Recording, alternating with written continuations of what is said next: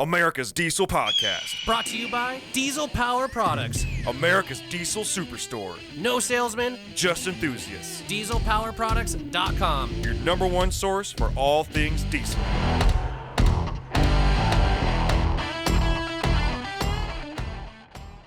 So I was watching Grand Tour. Yep.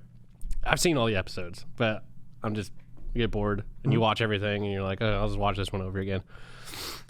I think it was their newest one of their like special series, and it was like talking about French cars, and the whole like plot of this was like the French never made like a true like off-roader, right?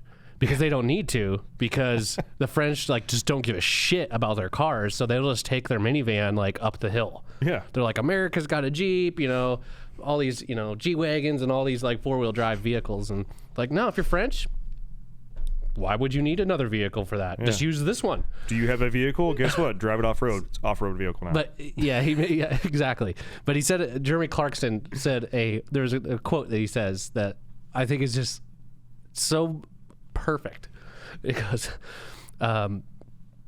it's like the freedom of or it's so liberating to have a vehicle that you don't give a shit about the resale value on. Like, because have you ever had a rig that you just like, I don't give a shit.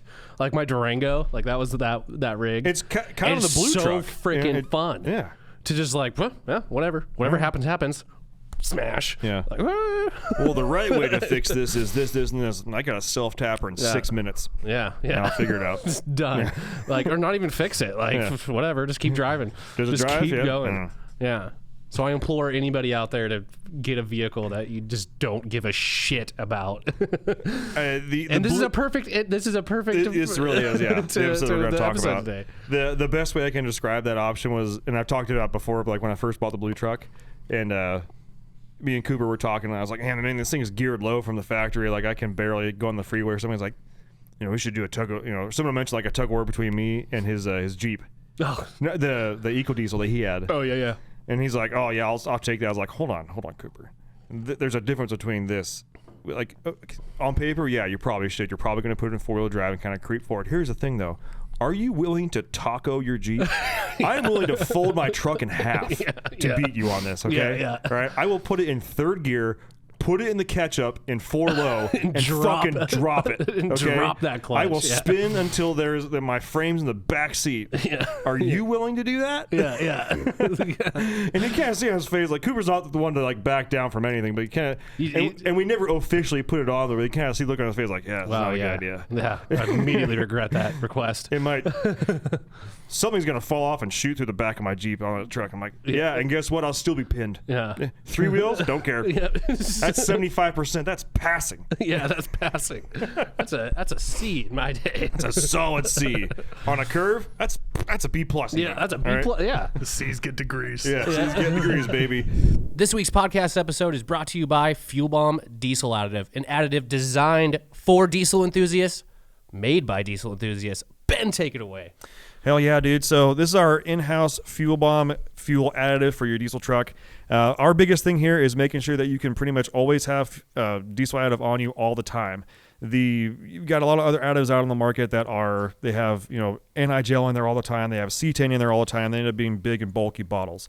Our standard everyday diesel fuel additive is 1 ounce per 32 gallons, and that's its main job is to make sure that your fuel system stays lubricated and prevents the formation of algae. And it should also help you in colder climates too. Should definitely help you in colder climates.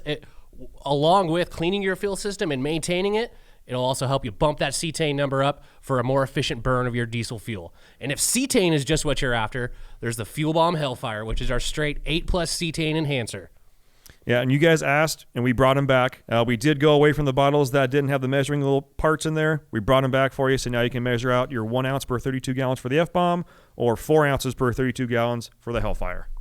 Both these additives are available on our website, DieselPowerProducts.com. Now let's get back to that episode. All right, let's get this episode started. If you're tuning in, you're like, why the hell they haven't said the name of the episode? Well, today we're going to be talking about commuter cars because the price of fuel and diesel is so dang high. But let's get through this intro real quick. Zibadangadoo. Thank you for tuning in. This has been Tyler from America's Diesel Podcast, coming at you from Spokane, Washington. You can catch us on all the normal podcast playing apparatuses. So Google Play, SoundCloud, iTunes, Spotify, anywhere that you find podcasts, you can find us on there by searching America's Diesel Podcast. You can also find us on the social medias, Instagram, Facebook, sort of TikTok. YouTube, we do put these on YouTube. That's probably the best place if you want to leave a comment or have a conversation. We usually get those going every episode there. Tyler, reviews. Oh yeah, let's keep those reviews coming in. Leave a review on any of the platforms Ben mentioned earlier. Screenshot that and send it to podcast@dieselpowerproducts.com. Make sure to include a picture of your truck and an address that we can send a little decal that looks just, it's not too little. It's kind of mid-sized. It's a normal size. It's a sticker. normal size decal of our logo. There you go. Yes, and a couple other things here. We do go live on our Instagram, which is America's Diesel Podcast, every Wednesday, usually between 4:30 and 5 p.m. Pacific time, because we usually film about 2 of these every Wednesday, and then we go live to have a beer with the boys before we film the next one. So make sure and check us out there if you don't follow us again. That Instagram is America's Diesel Podcast. Quick update, since this episode is going to be coming out Thursday, June 30th, we are expecting our fancy branded bill America's Diesel Podcast hats. There, we just got an update. I was wrong in the last live. I thought they'd already shipped. They have not. They're supposed to ship on July 5th, which means we should have them in our hands the second week of July. So somewhere between, I would say, the 11th and the 15th. How perfect is that? The day after the 4th of July. Yeah, send them out. Just send them out. Send them out. And all your just beautiful gray, red, white, and blue colors just through the shipping lanes. Magic. Yeah. Lastly, if you need parts for your diesel pickup, make sure and check out dieselpowerproducts.com. We do have sales techs on the phone 6 a.m. to 6 p.m. Pacific time, ready to answer Monday through Friday, ready to answer your questions and get things out to you the right time the first time. We have a huge amount of stock right behind the wall where our Eagle is, and we are making sure that we can get parts out to you ASAP. Lastly, if you are purchasing parts for your truck and you're a podcast listener, which you are, congratulations, you're listening as you're a podcast listener. Make sure and let us know if you're buying parts from a sales tech. Let them know you're a podcast listener. If you're if you're doing an order online in the delivery notes section, just write podcast. I can go through and tally them up. Lets the guys know that run the show here, that we're not in here just farting around drinking beer, even though we're farting around drinking beer, but we're making money. That's the difference. You put some dollar signs behind it, and all of a sudden, business. So make sure and let us know so we can mark that down. Lastly, actually, I think I said last a couple times already, but let's finish this one up. If you are buying parts for your truck and you're not buying from Diesel Power Products, I want to know why. Good, bad, happy, or sad. Shoot me a DM, shoot me a message, email, whatever. Let me know why you're not buying from us, because it may be something we could fix. It may be something wrong with you. Maybe you need to fix something. Maybe you need to fix something in your life. I don't know. But I can't try and help unless I know. And I know I said it before, but case in point, we got hounded enough why we're not selling KC turbos. Whole freaking shelf, thousands of dollars on the... Actually, I mean, a turbo's like $1,000, so saying thousands of dollars is like two turbos. No, yeah. We have like pallets of freaking turbos back there ready to rock. We got a gaggle of them back there. Oh, a gaggle of geese. All right, let's get this show on the road. So, as we all know, fuel prices are through the roof and they're climbing. Fuel and gas. Yeah, no we talk about fuel on this podcast. Right. Remember, diesel's for making power. Gas is for cleaning part. Pats. Damn right. I almost said pats. Pats. The other day, so I filled up, and it was like $5.89 a gallon. Okay. The next day, $6.29 a gallon. Mm-hmm. The day after that, $6.09. Yeah.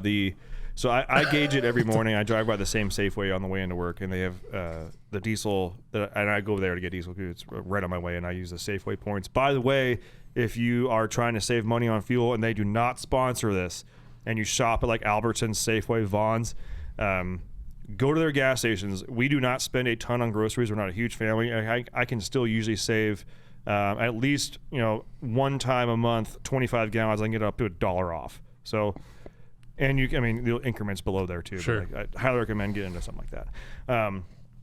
But yeah, it kind of held steady at like $5.79. Yeah. And then one morning it was $5.59. It was holding steady at $5.59. And when I drove by in the morning, and when I drove back home at night, it was $5.89. I was like, oh, that sucks. And then I drove back the next morning, $5.99. Came home from work, $6.04, and then back to work the next morning, $6.09. Yeah. I was like, holy shit. It's almost like they don't even know. Yeah. Like, what do we sell this for? And like before, it was like, it seemed like it always seemed to move in 10-cent increments for me personally. Yeah. But now it was like, well, now we're at $6.04.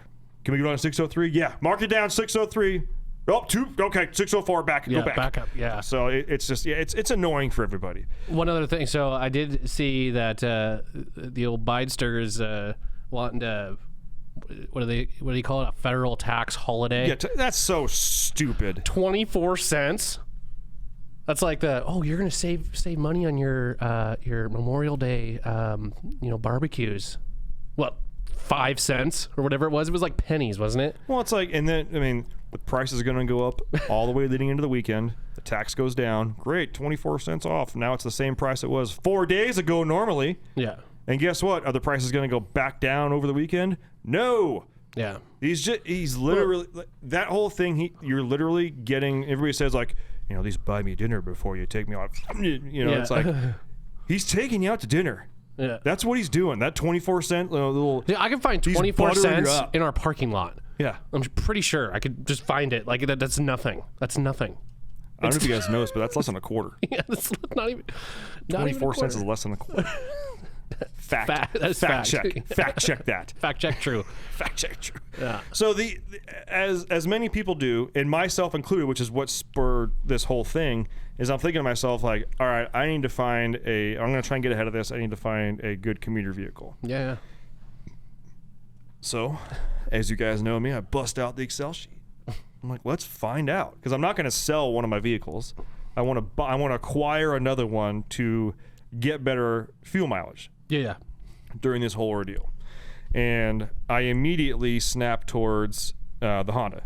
Yeah. I know we just talked about, gas with cleaned parts, but this is for discussion purposes here. And I believe the Honda, I think our friend Brian still has the Honda. Yeah. I was kind of that thing, I messaged you and you're like, it usually got around 35. So I was going to put 30. 30s. Yeah. Yeah. So I started making this sheet with all these different factors here, like what mileage are you getting now? How much is the fuel you're paying for now? How many miles do you drive a week? How much is the car going to cost you? How much what kind of mileage is the car that you're looking at going to get? How much is insurance going to be? How much is registration going to be? All this other stuff, so I can really break it down. Yeah. Because if I can, in my mind, I'm like, if I can get this like close, I can like dude fudge it, where it's like, yeah. Because I kind of actually wanted to make it happen. Like I don't know, it just seemed kind of fun. And then it's a project, as if I needed more projects. I feel like trying to do whatever I'm doing right now. Right. Typical guy thing. And so I started, breaking all these numbers out. And I figured out, so that this whole sheet that I have is basically how many weeks it would take, assuming that fuel or gas stays whatever price I put it in there. How many weeks is it going to take for me to break even, meaning the car has paid for itself with the savings of the fuel that you're gonna get better mileage. Yeah. So it's the savings of that part.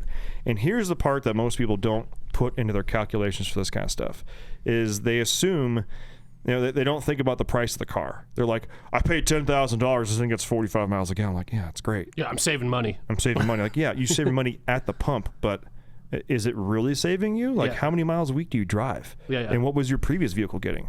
Oh, I'm getting 35 in this thing. My old one was getting like 25. Like, okay, that's great. You're getting 10 miles a gallon better. Yeah, but you weren't getting super shitty mileage beforehand. Yeah.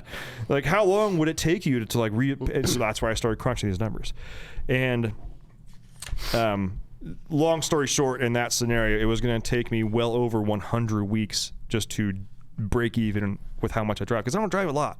I drive about 200 miles a week. Yeah. Like I That's drive over 2 years, people. Yeah, that's over 2 and that is driving that vehicle every mile of those 2 years. And and the thing that this does not include would be maintenance. And we live in the Pacific Northwest, and I'm going to drive it every single day for 2 years. That means I got to drive it in the winter. Yeah. So it doesn't cover snow tires, doesn't cover anything like that. It doesn't even cover oil changes. Doesn't cover stereo. Doesn't cover shit. Air fresheners. Nothing. And so I'm like, okay, obviously that's not going to make a whole lot of sense. Yeah. So then I started messing around with the numbers, like, who does it make sense for? Yeah. When can it? Like, and I tested it on the sales guys here. I was like, hey, anybody's looking for Commuter? And I thought I was going to hear crickets, and everybody was like, hey, I'm looking at this. I was like, hey, by the way, it's going to take you 49 weeks, and it's going to take you this. And I started messing around. I was like, okay, well, if I'm looking at the Honda, this. So what I did was I got this Excel sheet. I opened up to a lot of the Instagram followers to send me a message of their stats that I asked for, and I can let you know if it really would kind of like make sense to get this commuter vehicle. And to me, as far as what makes sense to get this commuter vehicle, is something that's not going to take 2 years to break even. Like, I know that there's investments that take a long time to break even or make money or something like that. I get that. But for something like this, with, fuel being volatile as it is, price-wise, and this is just my own, gut check from the hip here. I have a feeling, this, next term president is more than likely going to be able to get things to come down a bit. I would hope I would hope so. Okay, that should be a freaking platform to run on, but I have a really good feeling that's going to happen. Does it mean we're going to see pre-pricing? No. My honestly gut check, I see things in the next 4 or 5 years. I see, gas kind of leveling off at about 5 and diesel maybe leveling off at like 450. Really? Yeah, that's why I see it coming back to and being normal. Wow. I was thinking way lower, like diesel in the high 3s. I don't think it's going to. Well, I mean, it's for up here. Maybe some other parts of my, but I think gauging everything up here in Spokane, that's what I kind of. So I made a couple different scenarios. So I've got 6 scenarios, and this is basically assuming these first 4 scenarios are assuming that you're going to find yourself a TDI. Yeah, which you should go on Spokane's Craigslist and look up 99 to 2003 Volkswagen TDI. Yeah, just for price references, because they've probably gone up now too. They have. But here's the stats that I used. And the reason I mention a TDI is, as most diesel guys, we like diesel, we want to stay with diesel. That's the commuter car to get. 100%. An early 2000s Volkswagen TDI, because they retain their value. Whether they have 100,000 miles or 300,000 miles. Don't even do max. Just go down. Can you do years? Yeah. Scroll down. So if you guys don't know, Corey, we have him on the microphone now. Say hi, Corey. Hello. He's our Jamie, like on Joe Rogan, except way more handsome. Yeah, just go max year 1999. Max? No, 2003. Or I thought you said 99 to 03. Yeah, 2003. There you go. Send it. I love the internet. The first option is to click on that. Silverado. 2002 Chevy 2500 LT Extended Cab Duramax Diesel 4x4 truck, 19,999 Sandpoint. Scroll down on that. Pulls up at 252,000 miles. Wow, look at those keywords. Yeah. Good Lord. Oh yeah, he just put it all in there. Yeah. Cadillac. BMW Is this a dealer? Mini Cooper. Yeah. This is a dealer. Motivated to sell, submit all offers, call Andrew at. Has been deleted and it has a lift pump. It has been deleted. Okay, sidebar here. We're going to get back into the stats here, but this goes back to what I was talking about, people listing 7.3s as pre-def. Yeah. It's like, oh my God, you're an idiot. We've replaced. Go back to that. Go back. Scroll down. Wait. This has been great for us. We've nearly replaced all the front end parts in the last year. Leather seats, lifted, comes with an extra set of snow tires that are 80%, as well as a Snow Dog plow mount. No plow. This is a reliable truck. Sure. Do you guys want to see the pictures or what? Nah. Okay, so back to the TDI thing. TDIs get fantastic mileage. You can, like, whether you drive them nicely or like an a-hole, they get like 45 miles a gallon around town, especially if you find with some manual. But the whole thing is you got to find, it's the, what is it, the ALH or AL4? I don't know. It's the 1999 to 2003. It's a 1.9 liter, and those are the ones that are sought after because there's no emissions on there, and they're super basic, easy, very efficient engines, and they run forever. You've heard me talk about the TDI that Cooper had for a while. Mm-hmm. I'm pretty sure he bought that with like 240 on it, and we all drove it at one point. I drove it for like a month and a half and got 45 miles a gallon around town driving like an a-hole, and I think he sold it with like 350 on it for $1,000 more than he bought it for. Yeah. Okay, so TDIs, if you're looking for something that holds their value, Volkswagen TDIs will always hold their value, especially the year range we're talking about here, 9903. So in the past, whenever I've looked for a TDI, I'm in the $5,000 range. So for these 4 calculations and 4 scenarios I have here, that's a 1.8 turbo. Just so you guys know, those engines, that vintage of like Jetta and stuff like that, they're offered, I think, many different engine options. There's a 2.0 naturally aspirated, 1.8 turbo, 1.8 or 1.9 diesel, and then you get them with a VR6. Try going back to Craigslist and just search TDI under cars and trucks. Yeah. Well, you can, no, we're not logged into Facebook Marketplace. So, okay, let's get into these scenarios real quick here. Okay. All right. So the stats that we have, this first stat is assuming the vehicle you have now gets 15 miles a gallon. Okay, which I say it's pretty average. Most truck guys, if you're in a diesel, average highway, city, whatever, I'd say 15 miles a gallon is pretty middle of the road. There are some getting worse, there are some getting better, but 15, I would say that's a good like starting dead, point. dead cock even there. So you're currently getting 15 miles a gallon. The TDI you're looking at, or that you're budgeting for the TDI is $5,000. Okay, so you're not like selling a car to buy a car. You're coming $5,000 out of pocket. Yeah. And we're going to assume that this TDI gets 45 miles a gallon, which is actually pretty. It's like right on, I'd say. Yeah. If you were to drive a TDI on the highway all day, every day, cruising at 65, you're probably going to get like closer to 55. These things just sip fuel. Yeah, they do. And this is assuming that fuel is $6 and stays at $6 a gallon. Okay. I know that that's pretty much where we're at now, but like just kind of give you a rubric here. Yeah. So when we're talking about breaking even previously, so for me to have for this to make sense, I would honestly want it to break even, pretty much before winter starts. So I would want it to break even like maybe within 3 months, the year. 3 months, 4 months. Yeah. It's June now, so I would like to see this break even. I was kind of thinking like let's get it into like the 12 to 15 week range. Okay. Yeah. Let's see. Yeah, we just had we just pulled one up. GLS TDI 2001, $6,500. How many miles are on it? 183. That's actually salvage title. Salvage title, automatic. Okay, but still, that thing's gonna sip fuel and it's gonna run really well for you. It's gonna last a very, very long time. Honestly, the only thing holding that thing back is the fact that, the salvage title, give it or take it, we're all buying cash for these anyways. If you're getting a loan for one of these and you reevaluate what you have going on. Yeah, if you're getting a loan for a commuter car, that's a whole other scenario I did not account for. If you have to account for interest in there and whatnot, get the hell out of here. Go down a little. Yeah, right there. Volkswagen T4 diesel synchro Eurovan. Now we're talking. There you go. See, now you could $30,000. have to spend a little bit more, but you can sell your house and just live in it. Sell your house and just live in that thing. Pick up all kinds of chicks.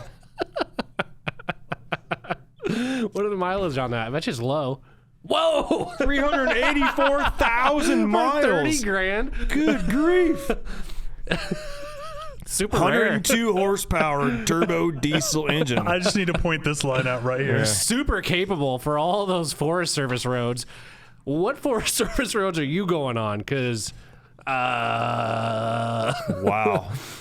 I will say that interior picture is very clean. It is. It's a very clean vehicle. Okay, let's get back to the details here because I got to spout off some details. To break even. Okay, so I like the 12 to 15 week range to break even. And we're still talking about you getting the Honda in this scenario. The Honda comes in on the very, very last one. Okay. I'm going straight up to TDI. Okay. So $5,000 for the TDI, assuming you get 45 miles a gallon. Currently getting 15 in your vehicle, and fuel stays at $6 a gallon. I drive 200 miles a week. Okay. For me to break even on this, 85 weeks. Okay. A little over a year. A lot over. It's like a year and a half. A year and a half. Yeah. It's a little.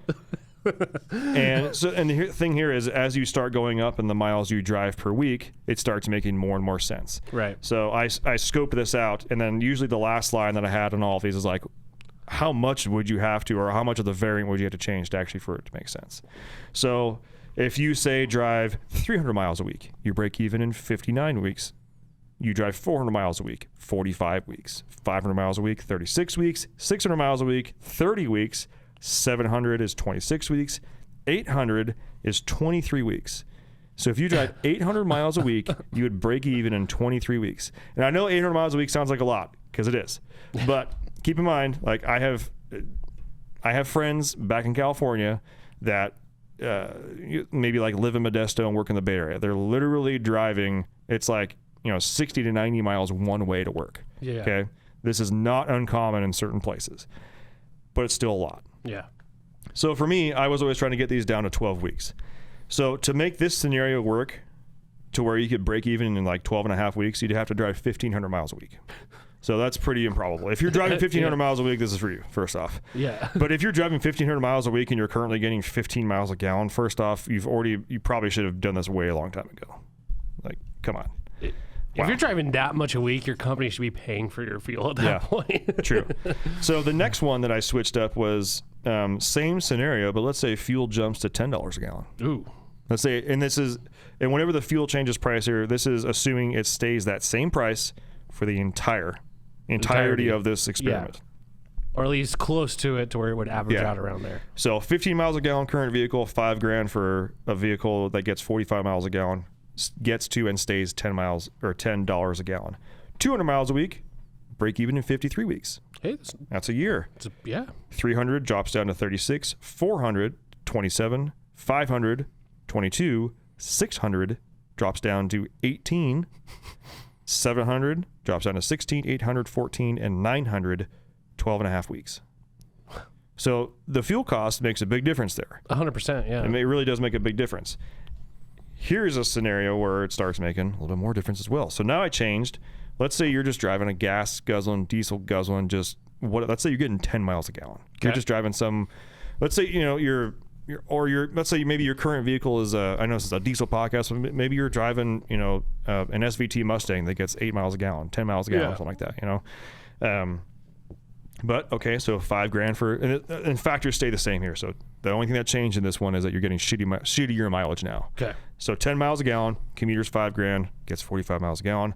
Fuel gets to and stays at 6 throughout this whole thing here. 200 miles a week, you're breaking even in 51 weeks. Okay, not too bad. Pretty similar to fuel jump to 10. Yeah. So 334, 426, 529, 617, 715, 800, 13 weeks, and 850, 12 and a half weeks. Okay. Not bad. So if you're getting really, really crappy mileage and you drive a lot, that's probably something to consider. Yeah. Okay. The next thing is all those things hold the same. So you're getting shitty mileage, but the fuel jumps. Okay. The fuel jumps to 10 miles a gallon. That's it. $10 a gallon. $10 a gallon, yeah. So if your current vehicle that you're driving gets around 10 miles a gallon, you find a commuter for $5,000 that gets 45 miles a gallon, and fuel jumps to and stays $10 a gallon. And if you drive 200 miles a week, you're done in 31 weeks. 300, break even 21. 416, 512, 610, 709, 808. So if you drive 800 miles a week in 2 months, you'd be breaking even. I'd say that's definitely a thumbs up. Get on it. Okay, these next two scenarios, these are probably like closer to what I would be doing. Okay. So this next scenario is if you were to find a $1,000 car, but it's not going to get as good as mileage as the TDI. Sure. So let's say you find a $1,000 car that gets 30 miles a gallon. i.e. Honda. Yeah. And this is assuming, and this is another factor I had to put in there, but fuel right now is more expensive than gas. Yeah. Yeah. Diesel fuel. Yeah. So I factor that in there as well. So let's say that your current vehicle it's a diesel, and gets 15 miles a gallon, and diesel fuel is currently $6 a gallon. The commuter you're looking at is $1,000, gets 30 miles a gallon, but at the time that I did this, gas was $5.50, so 50 cents less. I was just going to say 50 cents less usually. So if you drive 200 miles a week, you break even in 22 weeks. That's not bad. It's not too bad. 300, 15, 400, 11, 500, 9 weeks. That's pretty good. That's pretty good. Yeah. If you can find that $1,000 vehicle that gets 30 miles a gallon that needs no work, you're good to go. And extrapolating that out, 600 is 8 weeks, 700 is just under 7 weeks, 800 6 weeks, and 1,200 miles would be 4 weeks. I put that in there just because I was trying to, what would 1,200 be? I'm kind of curious. Yeah. At what point does it basically work after one fill up? Yeah. Start paying me back. So this final scenario is basically like cheap commuter and you're getting just absolute shit mileage. Okay. So this is, you're currently getting 10 miles a gallon. You find a commuter for $1,000, gets 30 miles a gallon. Fuel, diesel fuel bumps up to 10 and gas goes to $9.50. Okay. And it stays that way throughout the entire experiment. 200 miles a week, you break even in 17 and a half weeks. You're already that's pretty good. Yeah. 300, 12 and a half, 409, 500, 7 weeks.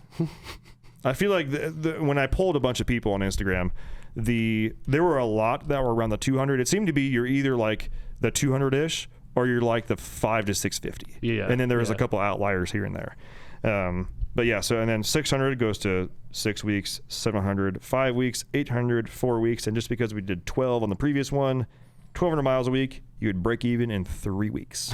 Less than a month. Less than a month. Yeah. So, At that point, you'd be more worried about the car holding up for that month Yeah. in order for this experiment to work. And this is assuming the factors that I put in there that you may not have on your own is assuming that insurance is going to cost you $25 a month and registration's $100 a year. Yeah. And that also means if the weeks went over 52, it tacked on another $100. Gotcha. So trying to account for everything in there. The only thing that is not accounted for is maintenance. And I know it seems like kind of like, Ben, why the hell wouldn't you count maintenance? Because you don't know what's going to happen on this thing. Right. You know, I assume oil changes and whatnot, but like you don't know. Yeah. So I tried to keep with like variables that I had a really good handle on. Yeah. So what we found was most people that are rushing out to buy a Commuter right now or think they need to, if you're getting 15 miles a gallon in your truck and you drive like, I don't know, less than 400 miles a week, I would say just stick to what you have, man. Yeah. And if you were debating spending $5,000, take half of that, do some really good maintenance on your truck. Yeah. Go through, replace bearings, replace your calipers, go through with a fine tooth comb, make sure nothing's dragging. Yeah. Get some, fuel system cleaner in there, get a new air filter, do an oil change, just start, lighten up, do something to like help you get a little bit better mileage to run more efficiently. And you would probably end up working better than, just jumping straight into a Commuter. Yeah. So my advice to you guys is make sure you crunch these numbers before you just run out and buy a Commuter. Because, is there something in your beer? Dude, there's so many things in my beer right now. What's going on, man? I have like a community of little things. Really? Are there any other cups too? I don't know. That's what I was looking. I'm like, we I'm not trying to like clean the not pay lines. attention, but it's just like, dude, look what everything I got in there. Is it residue from your cup? No, I washed the crap out of that. We just cleaned the lines Does yours like have- 2 weeks you ago. can't really see Yeah, inside like a yours. month ago. Yours probably does, but It's too dark. Can't there's tell. this one that's like not going to the top or the bottom. It got really close to the top, and then it went straight down to the bottom. No, I'm clear. Dude, every single time. It has to be just that one tap. Maybe. I don't know. I don't know. I probably look like I wasn't paying attention at all, but I swear I was. I was just okay. mesmerized by this little floating thing in here that's not floating but not sinking at Here's the same the thing, time. newsflash. No one really watches podcasts. I know. And we know that. Yeah, okay.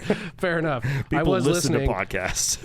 I would be curious to see those numbers with like a new electric vehicle. Oh, that's what I was going to bring up. So, Michael Knowles from Daily Wire, he did he did something similar with an electric vehicle that, let's say, costs like, he started with like Teslas that were like $100,000. And it's like, yeah, you'll pay it off in like 380 weeks. Yeah. or no, it was years. He did years. Like, you'll pay it off in like 65 years or something like that. Like, it just makes no sense. Yeah. No sense. The one that because he's actually kind of doing it right now because he honestly, so his name's Matt McAdam. We've had him on here before. If you don't follow him on Instagram, make sure and follow him there. His Instagram handle is Desert Chief. Like, he's the chief of the desert, Desert Chief. His first name is Matt, last name McAdam. It's spelled like Matt McAdam. You can find him there. But I used his example in here a little bit earlier. He went from basically driving an SVT Mustang that was making probably like 500-600 horsepower daily. Yeah. And he's like, yeah, I drive the way I drive. I'm not going to stop driving the way I am because gas is a lot. I love vehicles. I love cars. I love going fast. I like doing all that kind of shit. It's like, I get 8. yeah. I made my choice. Yeah. All right. And he is one of those guys, like when new vehicles come on, everybody starts putting out hate on there. He's usually the guy that will kind of throw a little bit of razz there because he's kind of like, look at the big picture, guys. Let's think about this. But when the electric Mustang came out, Oh God, it's not even. First of all, it ain't a Mustang. I know, That okay. thing is like a Ford Escape. it is. Okay. And he acknowledges that. He's like, yeah, I get it. It's not he's like, keep in mind, I'm going from like an SVT Mustang to this electric Mustang. Yeah. But, well, now he is. But when it came out, he's like, I don't know why all you guys are talking so much shit on this thing. It is a, easily accessible electric vehicle. and it holds you and your stuff. Okay, and it's a Ford. It's not a Tesla or anything like that. I know, but hear me out, because Okay, he's all kind of a right. troll when it comes to this kind of stuff, but with good reason. And he's like, I put an order in for one. Everybody's like, F you, Matt. Like, you're supposed to be and he has like a Baja truck. He's got, he's got a 7.3 van that's solid axle swapped, all that kind of stuff. He's like, he's a motorhead. And Yeah. they're like, yeah. how could you? You're blah, blah, blah. And he's like, guys, like, it's about that time it was 2021. But like, it's 2021. Get with the program, okay? It's not all carburetors anymore, okay, guys? Things change. Like, don't get me wrong. I'm always going to love big engines. I'm going to going fast, but things change. Yeah. Think about it. Well, it makes sense for lots of people. Yeah. So he literally went and I can't remember if he sold or traded in his SVT because his electric Mustang came in.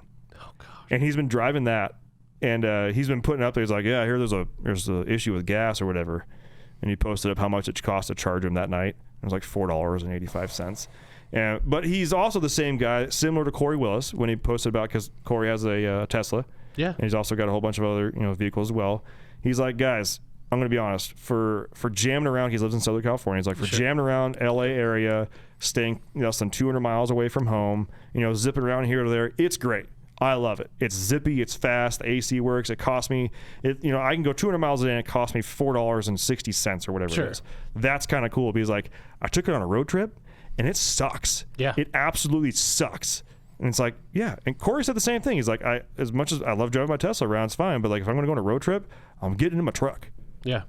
Yeah. So I don't know where I was going with that, but that's kind of like the whole electric car thing. And he's like, I fully understand that this is like, I'm not buying this to like pay other things off. I'm using it as a tool. I guess my problem with that particular vehicle is that it shouldn't even be called a Mustang. Oh no, it shouldn't. It should not have been called a Mustang. No. It should be a hybrid Escape or something like that, or an Or Explorer. you've something. got a Mustang and you got a Bronco. It should have been the. Well, you just tainted What's the the name for Mustang donkey? name, like the Burro. But it couldn't even be that, because a Burro, pack mule, like it's a pack mule, man. That thing will just go and go and go and Yeah, go but it and can go. hold lots of stuff, and the electric Mustang is basically a hatchback. We call holds it a stuff. mini horse. Yeah. It just should have never been called a Mustang. I think they just completely tainted the Mustang name Totally. with that move. I saw one because we passed by that train, the little train overpass, and there's always a brand new vehicles sitting there. Like at one time, there was like probably 100 Broncos sitting back there. Yeah. But I started seeing those Mustangs, and then I saw one on the road. I'm like, what in God's name is that? Well, that is not a Mustang. If anything, if anything, and I may get hung out to dry on this one, okay? But hear me out. So we all know the difference between like the Broncos and the Bronco Sports. The Bronco Sport is basically a glorified Escape, right? And if you've done any sort of listening or research, you know that Ford was trying to make basically Bronco like its own, I don't want to say own motor company, but its own line. You get a Bronco this, you get a Bronco X, Bronco Y, Bronco Z, and it encompasses more than just like the normal Bronco off-road vehicle. Which I am for that decision. I actually like that they did that because they had the Bronco full size and they had the Bronco 2. Little small one. I still think that combination of two Broncos is cooler than the new ones as far as like capability, because I love those little Bronco 2s. I think they're so freaking cool. I used to have one, 5-speed. It was awesome. But yeah, I think that was a good move on them, but they totally fucked up the Mustang thing for sure. Well, what if they made, what if instead of it being a Mustang, it was the Bronco E? Bronco Electric. No. I mean, it basically looks like a Bronco Sport, just a little shorter. It doesn't. It's Pull it up. Pull it up. Actually, yeah, we have the capability now. So Corey's manning the computer. He's got the screen in front of us. Yeah, pull up a Bronco Sport and then the electric Mustang. Let's see here. I honestly, I don't think the Bronco Sport looks bad. I think they're kind of a cool little SUV for your wife or your daughter. for your wife or your daughter. I like that one for 40 right there. That's a Bronco Sport, yeah. Oh yeah, or that red one, that silver one. Those They're kind of Range Rover-ish. They look way better on screen than they do in real life. Can you find some sort of like not manufacturer picture that's trying to make it look cool? I'm not trying to find one that makes it look like shit, but I have yet to see a Bronco Sport that looks anywhere as cool as that. Trying to find one that has like someone's freaking Instagram photo or something, you know? Scroll back up the top.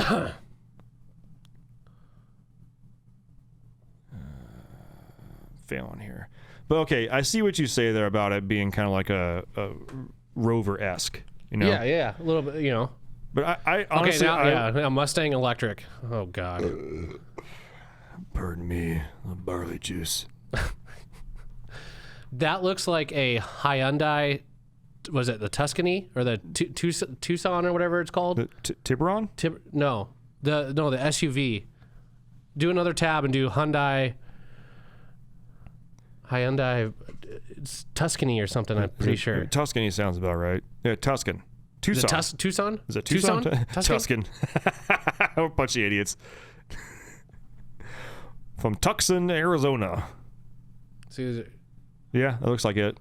If you look at that white one. Or silver one, yeah, pretty close. Yeah. That's what it looks like to me. Yeah, I succeed. It looks less like a Bronco S than I thought it did. It's freaking hideous. It is pretty hideous. First of all, Mustangs never had 4 doors. Yeah. And secondly, that ain't a freaking Mustang. No. Like, not even close. I think the thing that pisses me off, too, with those is they did such a good job on the new body style of the actual Mustang. Mm-hmm. And then they did that. Yeah. Like, come on. What are you looking at? Fisker Karma? Yeah, that's kind of what it reminds me of, is the Karma. Well, that's way cooler looking. Never mind. Disregard. Yeah, way cooler there. Way cooler looking. Yeah. I don't know. Like, I think they, as far as, although, since we're talking about electric vehicles, although the Ford Lightning, okay, back in the day was a cool little hot rod truck. Mm-hmm. And I do think they ruined the Lightning name. Although I see where they got it from, Lightning, electric, blah, blah, blah, blah, blah. But if you advertise that your vehicle has a frump, like that's when you know you shouldn't release that. So I came across an article a couple of days ago that because the Ford F-150s that are electric are out now. Yeah. And everybody's been talking about how the range is just like... is like, oh, it's good. And then when you start doing truck things, it's like total shit. Yeah. So they did one where it was like towing. Yeah. And the range went down by over like 30% or something like that. Oh, yeah. Very easily. A ton. And then the other one that I saw, and I'm trying to pull it up now, Corey, you might be able to pull it faster than I can. I didn't actually get to fully read it, but they did a leveling kit and a little bit bigger tires on it. The range was just like... Just dropped. Just trashed. Lift to get electric F-150. See if the article comes up. There was... Let me guess. I don't know, but they were like, yeah, range was drastically reduced, blah, blah. And then you put it there and you're like, okay, well, a leveling kit, you put some, decent tires on there, and then you go tow with your electric...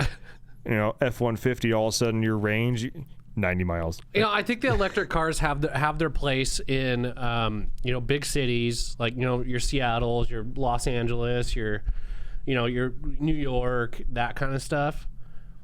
But where we live and where the majority of especially like diesel truck guys live, there's no room. There's no room for them. No. Sorry, there's no. Especially with the hauling thing, like they're gonna have to figure that out with batteries. Like that's something that's always gonna be an issue. Because again, I've said this before, it doesn't solve any of my issues. Like, what do I do if I get an electric vehicle? I can't go tow my toy hauler. Like anywhere we go, I'd be out of juice by the time not even by the time I got there. Yeah. Like, what am I going to do? Fire up a generator to charge my and that even brings we've talked about it before, but the whole idea of having semis be electric. And if the range is... The only thing that semis have going for them is they obviously can move around a bigger battery. Sure. But, they weigh a lot. But, like, seeing how detrimental moving weight is on a fully electric truck just by... lifting it and putting like a 33-inch tire on there, seeing how much it's reduced. How big and how heavy is the damn battery got to be on a semi truck to make it happen. Well, dude, I can and only with that offset the payload so much to where you can't haul as much. Now you can't haul as much. Now you have more electric trucks on the road. And then the ever present that everybody talks about, but no one's actually done the research on, or at least I haven't found, is what is the actual cost of making a battery, and what is the environmental impact of actually making a battery? Yeah. Who is it benefiting? Like, not to get too preachy here, but if let's say we do make this full change to electric, and we now make America 1.5% cleaner, right? We still have 92%, and I'm giving a little bit of grace here because there are some countries out there that are still, Switzerland, Canada, they're still relatively clean. But like, we've got all these other countries that are still putting out more pollutants than all of us combined. Oh yeah, Germany's starting up their coal plants again. Yeah, and guess what? Where do we source all these parts for these damn batteries? From them. Yeah. Making all this damn pollution. Does that get factored into the account here? It doesn't make any sense whatsoever. It makes zero sense. Yes. Maybe someone's got to do the research, and I kind of don't want it to be me because I'm afraid what I'm going to find out. But here's where I think it is gonna go, and here's where I think it should go. Cummins has got it going on right now, and they're doing that hydrogen power stuff. Yeah, I think hydrogen is the wave of the future as far as for especially heavy haul trucks. And for guys like us, you never know. Like, there might be a hydrogen-powered truck in 10 years that we could just buy from Ford or Dodge or Ram, I should say, or GM. I think that's going to be listen, I like diesel, but it'd be kind of cool to be like, yeah, dude, this thing runs on hydrogen, dude. Remember the Hindenburg? Yeah. Remember that explosion? Success. Oh, yeah. We've contained it. We've contained Remember it. they marketed the internal combustion engine, external explosion engine? Yeah. Well, guess what? This has a track rotor fucking exploded. Yeah. Like, big time. Yeah. Big time. Big. Yeah. No, I dig it. Hydrogen. That's where it's going. That's where it's going. We'll see. Hopefully. This is like perfect time for us to do our live. Yeah. Because we want to start by. So we are going to wrap this one up. We greatly appreciate all you guys tuning in. If you guys don't know, as I mentioned before in the first part of the episode, we go live every Wednesday right around 4:30 to 5 p.m. It's 4:31. We're about to button this thing up, hit the off button, turn the phone on, and have a beer with the boys. So, again, everybody, thanks for tuning in. In the comments section, if this information helped you out and you want me to crunch some numbers that you have because you think you may be on the cusp or something like that, or you may have some outlying stuff, let me know. Or if you've purchased something and it's already paying you off, or you found a way around this or something like that, let me know. Like, this is a good discussion I want to have because I think a lot of diesel guys are thinking the same thing right now. Yeah. So that being said, thanks everybody for tuning in. Thanks everybody for tuning in. We'll see you next week. Bye. Bye. Thanks for tuning in. Make sure to subscribe and check us out at dieselpowerproducts.com.